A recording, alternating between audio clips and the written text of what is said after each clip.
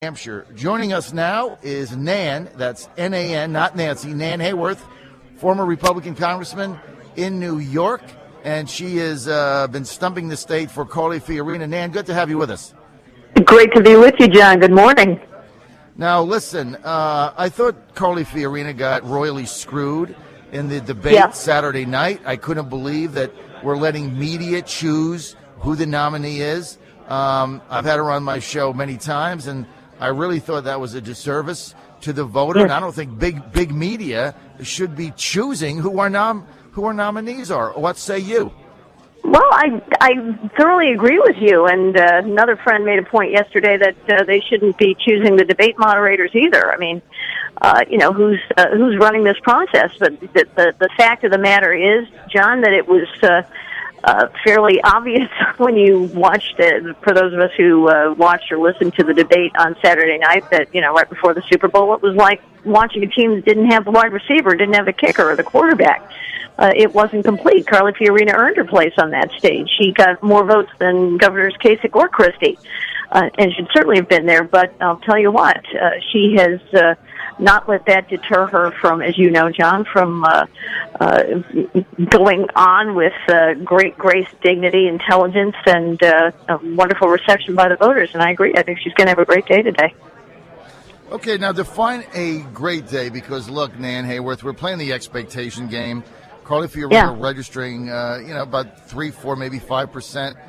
You saw the results that came in at midnight last night. Dixville Notch, they don't mean anything. They just give media like us fodder to talk about Kasich, I think, beating Trump 5-4 or 3-2 or something, so it's meaningless. But, when you say you're playing the expectation game, I mean, that's just reality. She's not going to win. So what type of a result would you guys would have you guys feeling good about going to South Carolina and being able to continue to get financial backers for your campaign? Because obviously, like anything else, once things look bleak or out, the money dries up. Right, and I don't think they're going to look either bleak or out. I think she will have, as she says, the wind at her back.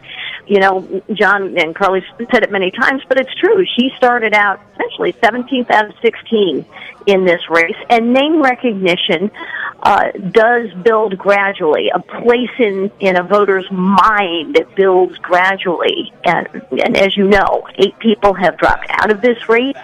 8 people remain. Carly is in for the long run, and she, as she expresses her views, and not only that, but her unique expertise in managing a budget larger than that of California and Texas, the state budgets, when she was CEO of HP, taking it to 170 countries around the world. She has experience with world leaders no one else does. She knows technology better than anybody else in the Republican field, and she's the only candidate who negates the argument made in behalf of Hillary Clinton or Elizabeth Warren, who's waiting in the wings if Clinton falls out. Carly's the only candidate who negates that argument. So I think we're going to see her continue to gain strength. And that's all I'm looking for, personally. And I think we're going to see that today.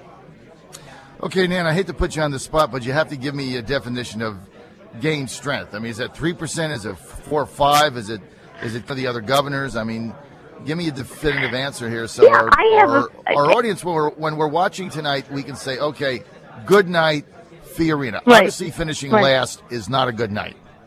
Well, I don't think, John, that she is going to have that kind of night. I think she's going to finish ahead of at least one governor, and I think she's going to have a showing that proves that she is capable of motivating thousands and thousands of voters in a state like New Hampshire.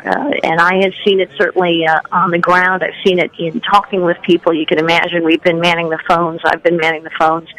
And the admiration for Carly is remarkable. I mean, you will not hear a negative from folks who have heard her and met her and considered her. And I think you're going to see that she clearly has a place in the minds of these voters, and that she deserves to go on as she intends to do. And I firmly believe she should, for the many reasons we just talked about. Nan Hayworth, I think you're right. I think if she finishes ahead of one of the governors, that puts her in play, that gives her a ticket to New Hampshire. And, you know, what you're hoping is you get, look, if she does that, she's got to get in the next debate. I mean, there's absolutely no argument to not have her in. Exactly. One of the governors, I mean, period. So, look, that's a good definitive answer. She's got to be one of the governors. I think if she does that, she'll get in the South Carolina debate. And you know, she would be the wild card in there. You know how South Carolina is. Sometimes they're looking for something else.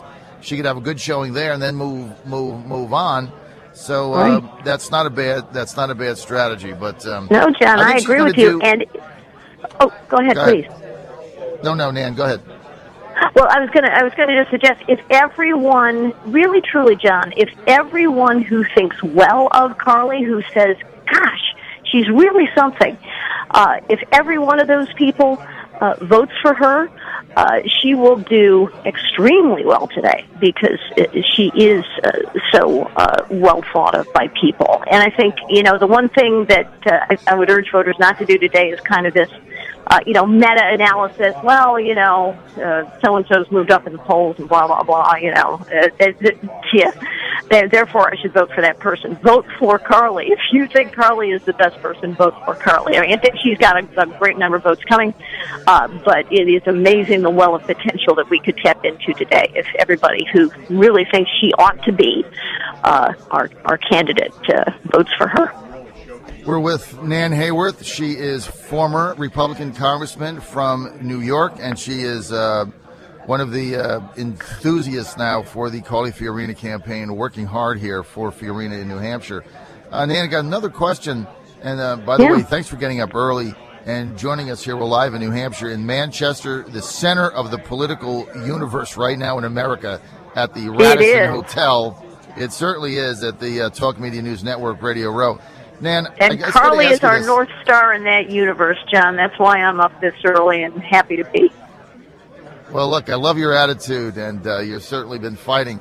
One thing that's always perplexed me, and I'll just tell you this right out, because I've been doing this a long time, sometimes you go to candidates' rallies, and the way down the polls, and you go to their rallies, and they get huge turnouts, and you say to yourself, you know, the polls can't be right, because you got all these people turning out. I mean, if you're at 1%, I mean, look, if Governor Gilmore from Virginia, our former governor, was on our show yesterday, where he was president, if I went to his rallies and he was getting 500 people, I would say there's no way he's at 0%.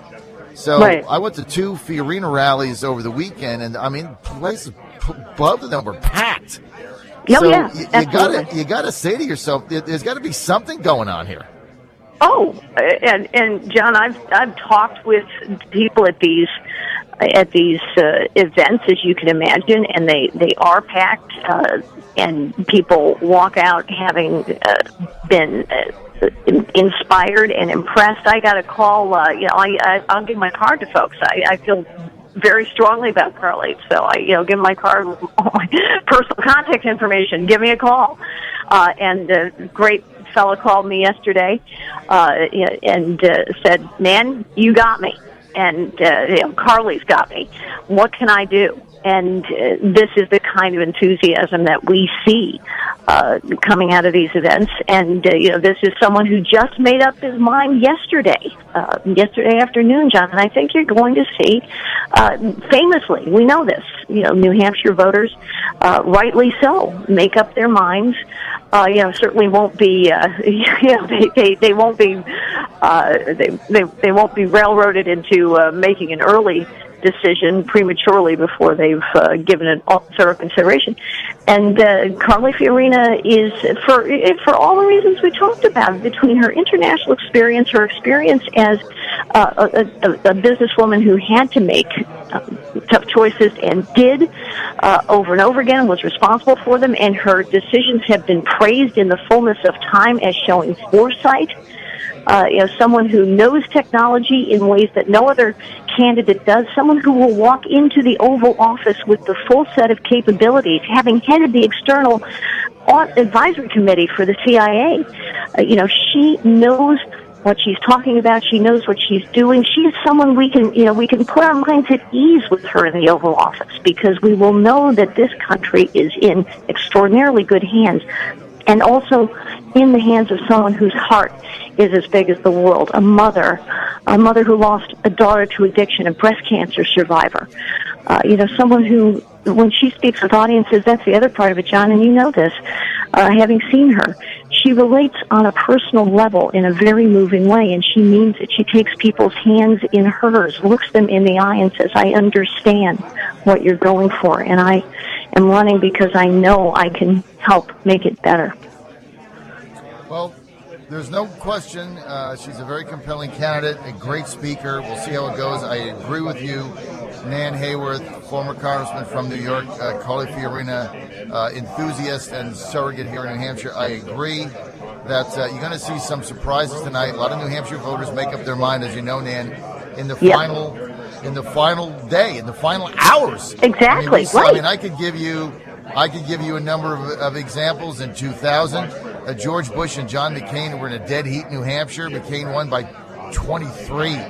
In 1980, George Bush won, had built on his Big Mo thing a 21-point lead in New Hampshire. On Sunday, Reagan beat him by 15. It was a 36-point swing. So you never really know what the hell's going to happen here. Right. That's right. It's amazing. And so this is a year for a candidate like Carly Fiorina, who is, as she has done throughout her life, by dint of her work, by dint of her virtues, has shattered ceilings and shattered barriers and defied the status quo. And she's going to do that in behalf of the voters of New Hampshire and the people of this country. Nan, I'm out of time. Confident. Nan, I'm out of time. I got to take.